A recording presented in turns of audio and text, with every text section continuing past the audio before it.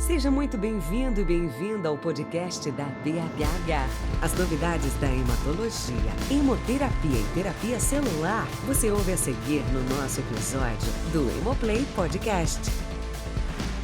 Prezados amigos, muito obrigado por estarem conosco. Nós estamos aqui no nosso podcast, no nosso Hemoplay, que é uma área da nossa Associação Brasileira de Hematologia e Hemoterapia.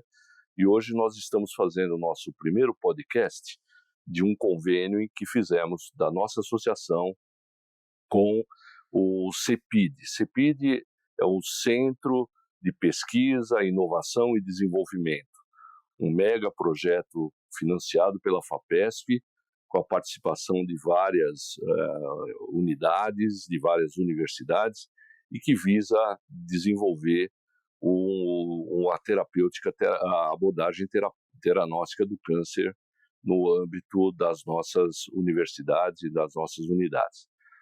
Meu nome é Carmen Antônio de Souza, eu sou diretor científico da BHH e sou o coordenador geral desse CEPID chamado CâncerTera, e tenho o enorme prazer hoje de ter comigo a doutora Elba. A doutora Elba é minha colega de universidade, professora livre-docente do Departamento de Oncologia, Radiologia e Medicina Nuclear da Faculdade de Ciências Médicas da Unicamp.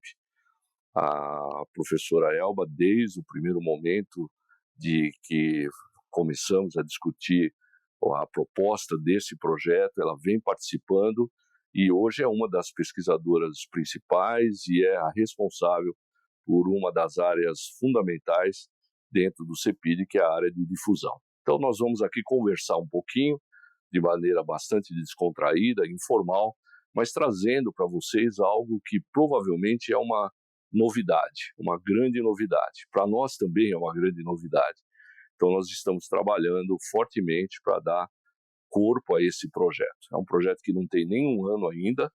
Ele foi aprovado em maio de 2023 pela FAPESP e nós estamos numa fase de pleno desenvolvimento do projeto.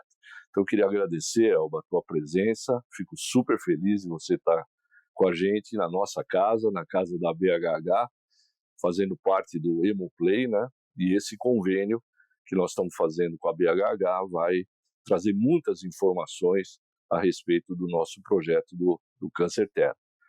Então, eu queria que você se apresentasse, e a primeira pergunta que eu faria a você é como é a tua interpretação a respeito do CâncerTera? Como foi esse teu inserimento, essa tua motivação? Como é que você vê o CâncerTera na tua ótica? Obrigada, Carmen. Bom dia. É um prazer estar aqui, sempre trabalhando junto e cada vez mais é muito gratificante. Bom, eu sou da área da medicina nuclear e dentro da área da medicina nuclear o que eu mais faço é a área de oncologia, né? Então, quando ao longo dos anos a medicina nuclear ela está sempre em transformação, né? Então a medicina nuclear ela começou com oncologia, com tratamentos de câncer de tireoide, sempre na área de diagnóstico também, que é muito forte, 90% do que a gente fazia era diagnóstico, e isso foi se transformando com novas moléculas vindo, novos equipamentos. Então a medicina nuclear ela tem se voltado muito nesses últimos anos para a oncologia. Ela tinha um papel muito forte na endócrino, depois na cardiologia, e aí começou a abraçar a oncologia para tentar ajudar em alguns tratamentos que são mais, talvez, ajudam, têm uma eficácia grande em alguns tipos de tumores. Então, a medicina nuclear ela sempre teve esse papel de diagnóstico acoplado à terapia, desde da radioterapia para câncer de tireoide, que é um modelo que a gente chama de teranóstico. O que é teranóstico? Explica para a população. É é a junção do nome terapia mais diagnóstico. Então, na medicina nuclear, nós sempre tratamos o que nós vemos. Nós nunca tratamos às cegas. Nós olhamos uma imagem, então usamos um radioisótopo, que, por exemplo, câncer de tireoide. Nós administramos por via oral um iodo radioativo para o paciente, porque a célula tiroidiana utiliza iodo para seu metabolismo, para produzir hormônio. Então, a célula cancerígena bem diferenciada de tireoide, ela utiliza esse iodo radioativo no seu metabolismo. Então, a partir do momento que eu consigo ver aonde está esse iodo radioativo no corpo do paciente, eu posso aumentar essa dose de iodo 131 e tratar esse paciente. Então, o que acontece? Em medicina nuclear, esse é o exemplo mais claro de diagnóstico com terapia. Então, a gente só trata o que a gente vê. A gente consegue calcular dose baseado em quanto de tumor, de carga tumoral que o paciente tem. Então, nós falamos que a gente dá a dose certa, na hora certa, para o paciente certo. Então, é uma medicina personalizada, é diferente de algo que você trata um leque de uma população num modelo estatístico diferente. Nós tratamos aquilo que está adequado para aquele indivíduo. É importante, Elba, que a gente deixe claro para os nossos ouvintes a segurança que tem esses processos dentro da medicina nuclear. Eu diria que existe um preconceito muito grande, talvez um conceito equivocado a respeito disso. E separar um pouquinho também do que nós estamos falando da radioterapia convencional, quer dizer, eu acho que é muito importante a gente deixar muito claro que esses procedimentos, sejam de diagnóstico, sejam de tratamento, eles têm uma toxicidade baixíssima, virtualmente zero, né? Exato. Então, Exato, perfeito. Nossa, muito importante falar isso, porque a medicina nuclear, ela usa doses ínfimas de radioatividade para poder fazer um diagnóstico tão baixa, que a gente usa para pacientes pediátricos o tempo todo, porque as doses são pequenas, a molécula, o que nós estamos fazendo? Nós estamos pegando uma molécula que o corpo, primeiro, usa como, é metabolizado pelo próprio organismo. Então, é diferente de, por exemplo, você usar um contraste, que é algo que o corpo não reconhece como dele. Então, não existe reação alérgica em medicina nuclear, porque o organismo reconhece. Se eu administro uma substância que concentra no osso, é porque o osso metaboliza. Se eu administro uma substância que o miocárdio metaboliza, é porque ele metaboliza, ele não vai ter uma reação alérgica. O iodo, vários pacientes falam assim, por exemplo, o iodo acho que é o mais... eu sou alérgica a iodo. Não tem problema, você come sal. Então, é isso, a concentração, primeiro, da molécula é ínfima. E a radiação para diagnóstico, é uma radiação gama. Ela não tem um efeito, apesar de existir uma cultura por conta de tudo que acontece no mundo, de achar que medicina nuclear faz parte de um efeito deletério no organismo grande, e não tem nada disso, né? É um efeito absolutamente tranquilo, tanto que as doses que nós fazemos, então, pensa, o diagnóstico não existe nenhum efeito, zero efeito, não tem nenhuma consequência. Para que as pessoas entendam, nós estamos falando de nanogramas, nós estamos falando de uma fração milhares de vezes inferiores a 1 grama. Então, é quase nada. É como se tivesse assim, imagina uma floresta incendiada e um fósforo. Essa é a diferença dessa radiação que todo mundo imagina. Imagina, e a medicina nuclear é o fósforo. Um piloto de avião toma muito mais radiação do que a gente no dia a dia. Nós que estamos conversando aqui, provavelmente estamos tomando mais radiação do que... Eu queria aproveitar que você falasse um pouquinho do CEPID. Como é que você se inseriu nisso? Como é que veio amadurecendo o teu trabalho, a tua participação no projeto? O CEPID os CEPIDs são projetos muito importantes e são os mais sofisticados projetos que a FAPESP apoia, né? Então são muito poucos. Nós, na nossa universidade, hoje, esse ano só teremos o nosso na área da saúde. Então é um orgulho participar disso, né?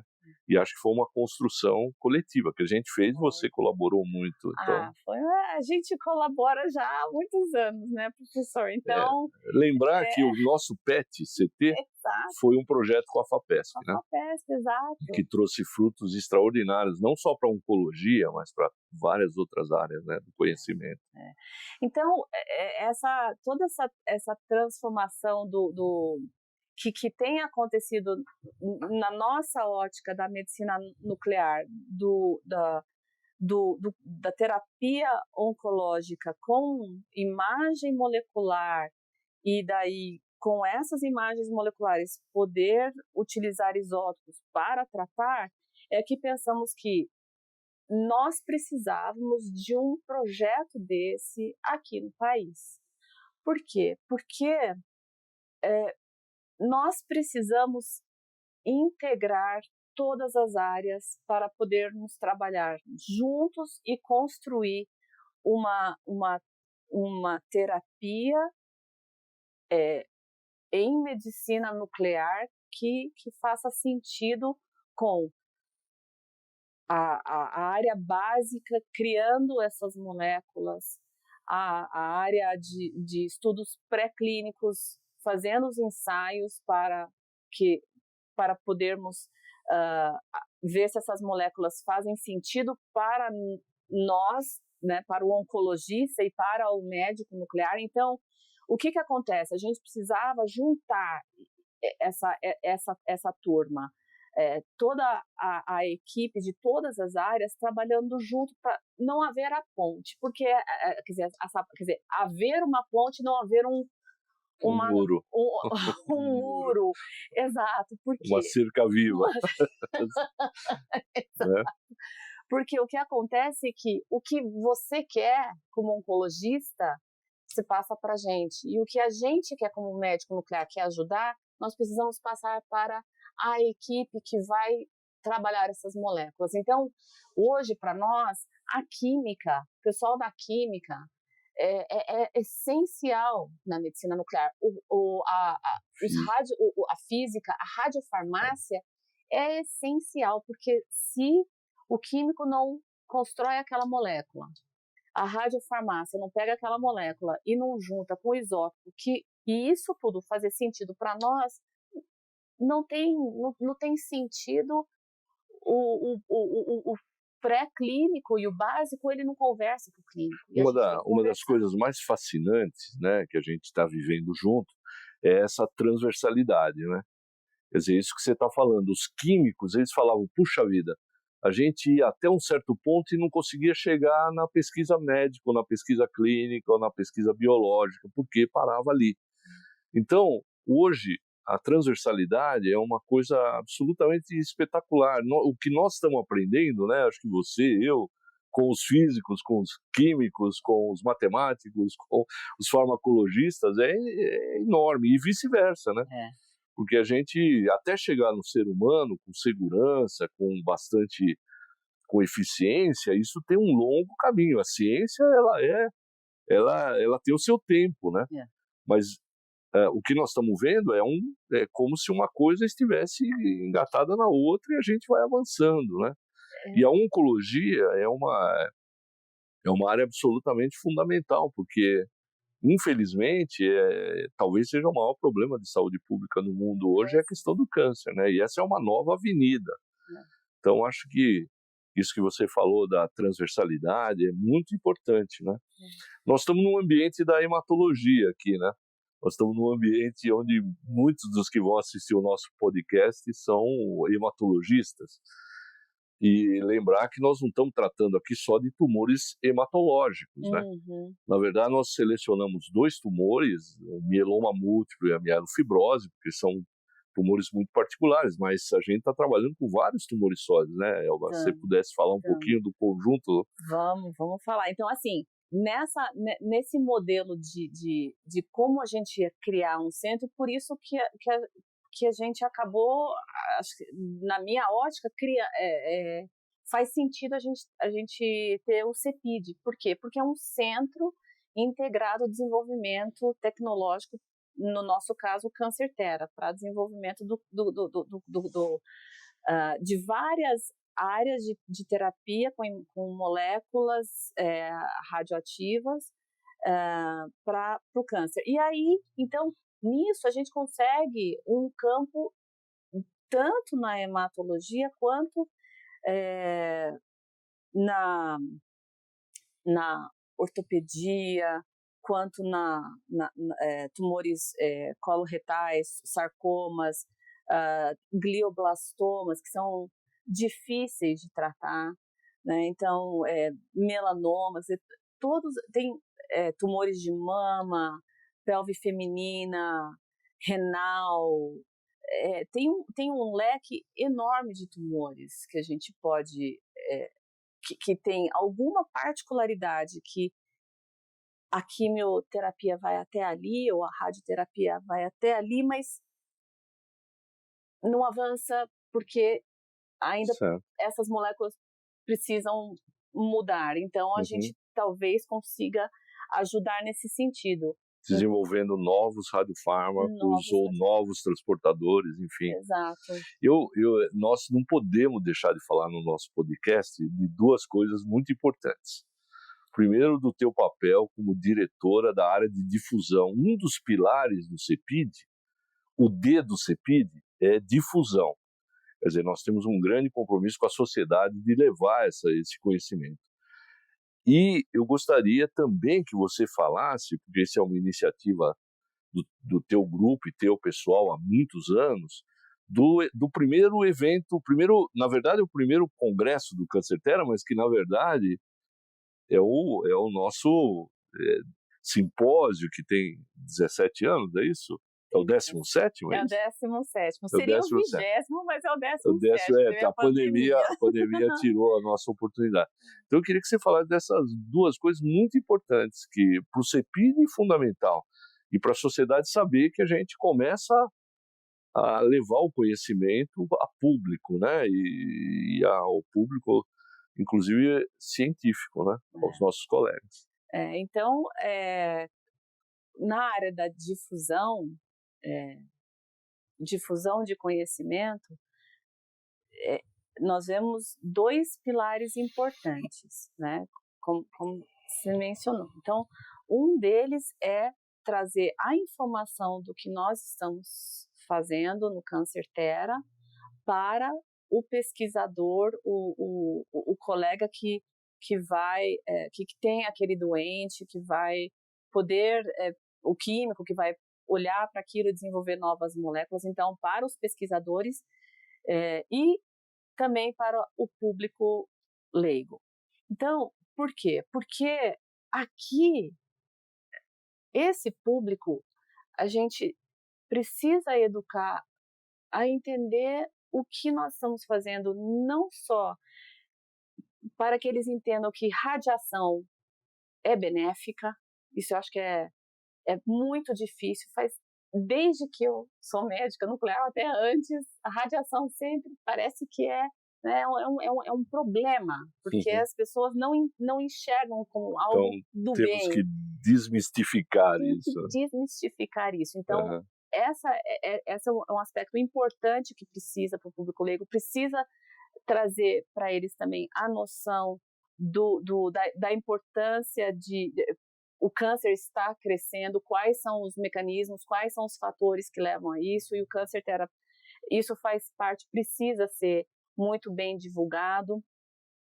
A gente precisa também, na difusão, mostrar para as escolas, criar a vontade de investigar, né? Então, nós precisamos estimular essa criatividade do aluno, estimular o aluno a pensar. Seria legal a gente contar para os nossos ouvintes que Nessas férias de verão, nós recebemos alguns alunos de escola pública, né? De Recebemos. escolas públicas, eles ficaram um mês nos laboratórios e nas unidades, por exemplo. Eles Sim. foram até a medicina nuclear, viram como faz os exames, foram nos laboratórios.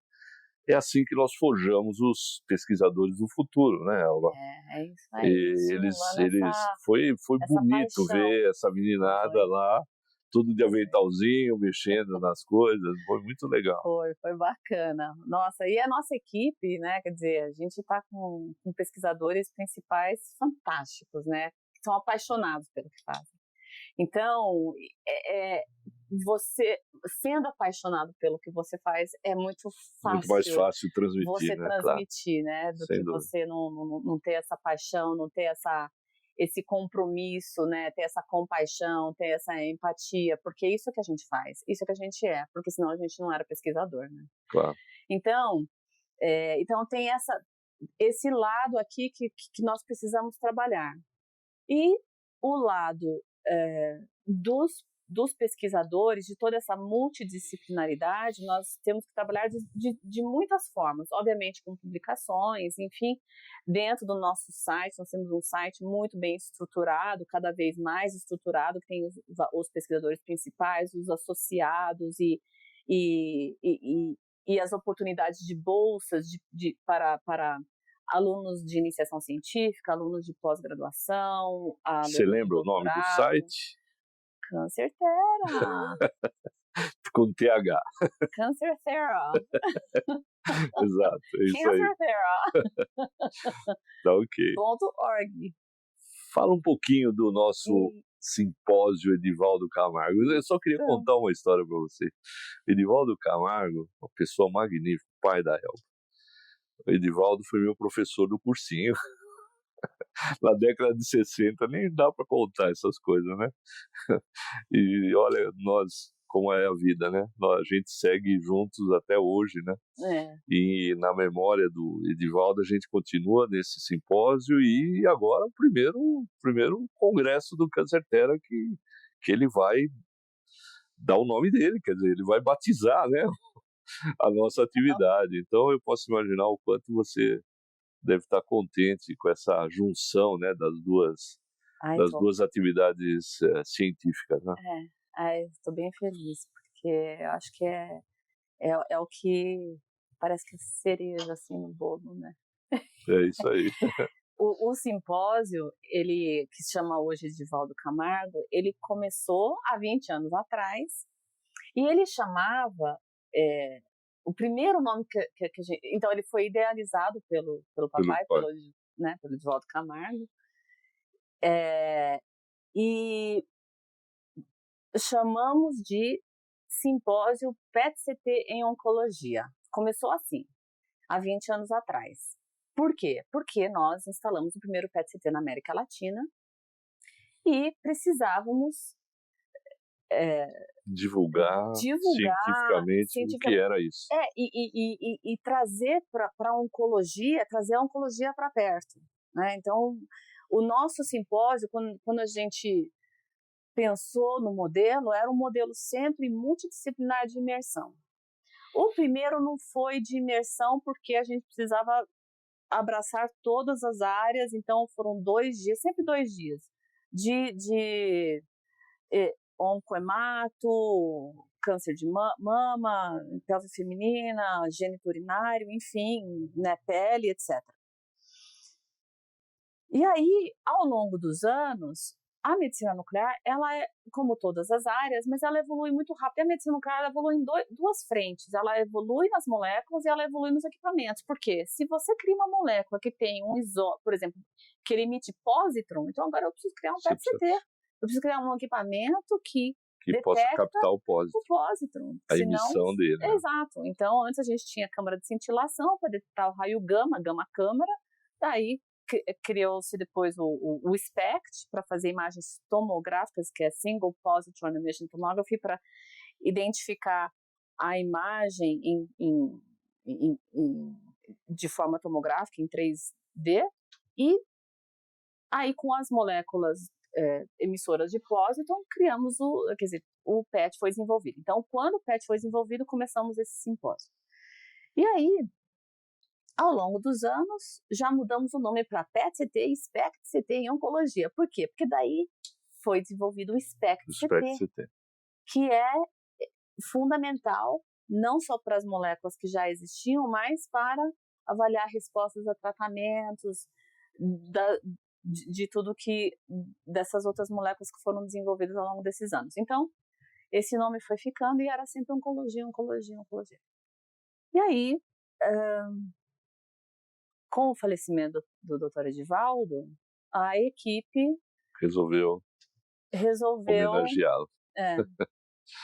Eles vieram falar comigo. Só que não ia, se fosse porque... colocar todos os avanços, não ia caber no nome, né? Porque os avanços vai crescendo tanta coisa que não vai cabendo. Aí eles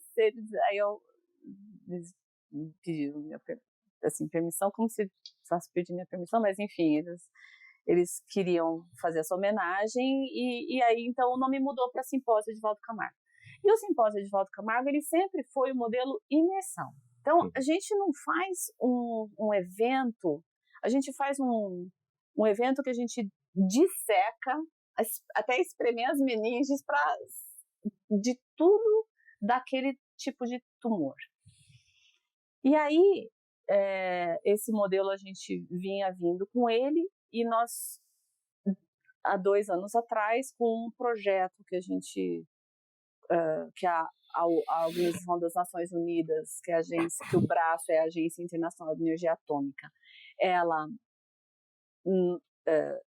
começou a financiar esse projeto para nós de desenvolvimento nacional de radiofarmácia, que é essencial para treinar radiofarmacêuticos no país para a medicina nuclear, porque senão a medicina nuclear para.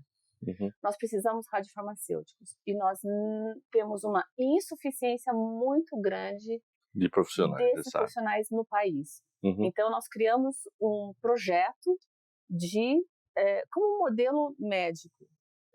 Como uma residência médica. Como uma residência um estágio profissional.